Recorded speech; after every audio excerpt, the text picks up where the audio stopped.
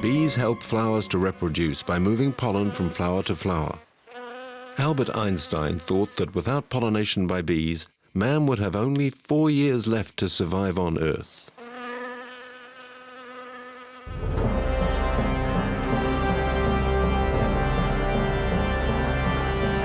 For some German scientists, Mars should be pollinated. Future space missions will last 2 to 3 years, and it is impossible to transport enough food to plan the conquest of space and permanent settlement of numerous human colonies without producing food locally. One solution would be to create giant opaque greenhouses in which pollination could well be feasible. NASA favors the idea of using pollinating robots, more reliable for the moment. They have already successfully tested the impact of microgravity on bees, and pollination appears to be possible.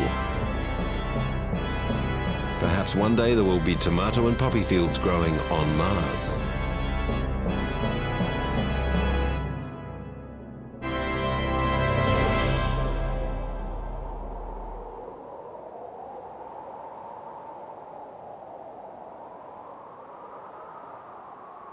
This scientist is not working on pollinating Mars, rather on its conquest using aircraft developed thanks to the bees' eyes. Okay, so it's just a matter of knowing when the plane is up, so don't get distracted when the aeroplane is flying around. Keep your eye on it, know what's going on, because there is a potential for danger here. These Australian specialists on bees' eyesight have been collaborating for several years with NASA on a project that is now in test phase.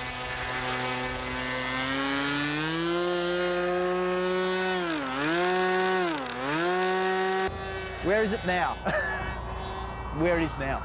Okay, I'll hand over now. Okay, that's basically autonomous, right, Dean? Yeah, it is. 100 kilometres an hour.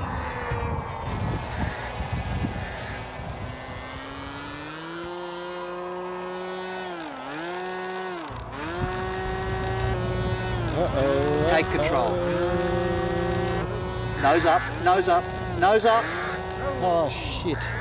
What happened? I don't know, I didn't respond. The use of bee robots on Mars is planned at least 10 years from now. Paradoxically, bees will see the red planet in blue. In fact, they can perceive all colors and ultraviolet rays except for red. Professor Srinivasan and his team are the fathers of the NASA-sponsored project. This doesn't look like a bee at all, Jaman. Do you think it'll work? Well, it's designed for a very thin atmosphere, so it'll fly quite fast, several hundred kilometres an hour, but it will fly.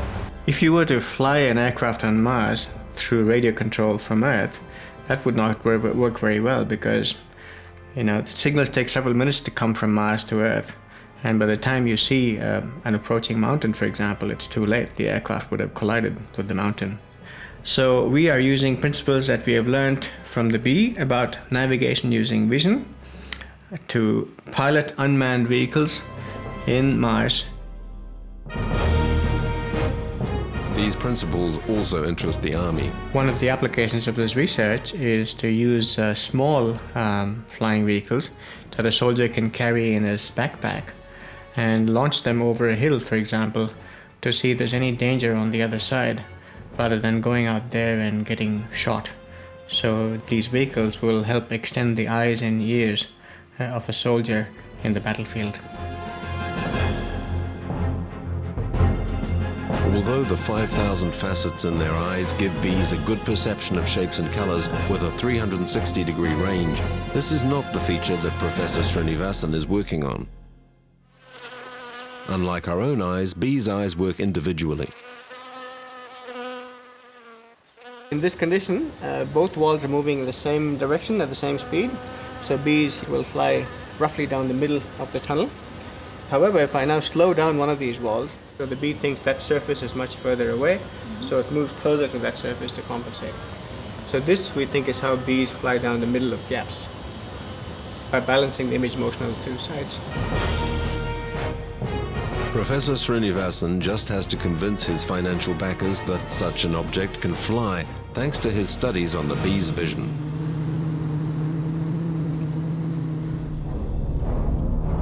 While the incredible capacity of bees' eyes to be able to correct their flight path during flight has been studied, that of flies also has been the subject of many studies. The eyes of flies are made up of 3,000 individual lenses, which gives them 360-degree vision. Only movements are perceived in an extremely precise way. Flies break down movement like a film in slow motion and can process 200 images a second, whereas human eyes can only handle 12. That is why it is so difficult to crush flies on a window pane.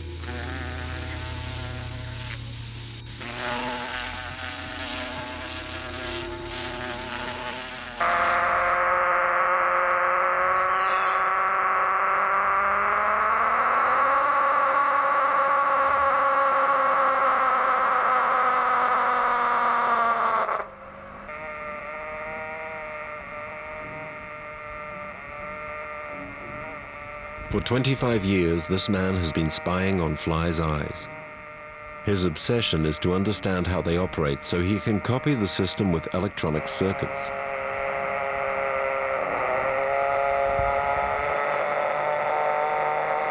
This hanging ball that the fly is rotating makes it possible to record the activity of the fly's neuron, its nerve circuits, and particularly those involved in vision. The noise you can hear is the work being done by the sight neurons. One by one, Professor Franceschini decodes them to find out which neurons help the fly detect movements and avoid obstacles. By understanding how flies see, it may be possible to develop a significant field of application, including driverless vehicles and pilotless aircraft and satellite launchers. All insects have an automatic pilot in their head to guide them. This may be possible to develop and install in every type of vehicle that man is building today. An amazing automatic pilot based on sight.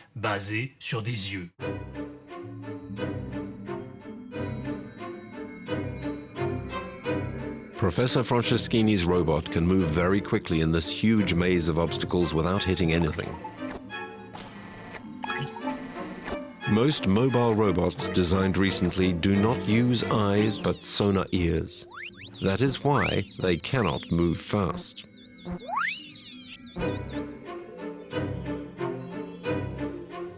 Professor Franceschini recently completed RoboFly 2, a robot fly which looks much more like a domestic appliance than a fly.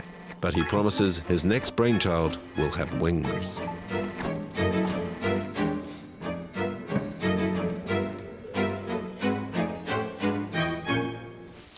Laurent Keller is also trying to copy the talents of insects to build robots, but this time is interested in the collective intelligence of ants. This could be good. You see, there he's pushing the stone hard. Just like here, there are two of them pushing like rock ants. That's standard engineering. One robot breaks down, but the others carry on working. Yes. Even house cleaners could be made redundant by robots with insect brains. Today we're a long way from the first humanoid machines. These little robots are designed to work together like ants. You can imagine all sorts of applications for a group of robots getting together, for example, to clean an apartment, do the housework, or a group of robots used to clean up a radioactive zone. And to do that, we'll be copying what we've seen ants doing. And now we put, you could say, ant genes into robots to let them evolve, to see if they can act in a collective manner and do things a single robot can't do.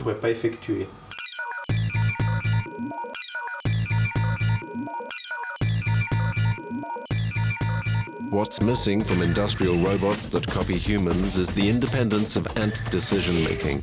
Ants, even with their very primitive nervous system, can do several jobs without a boss. In less than 50 years, minuscule robot insects will invade our universe and work like ants do.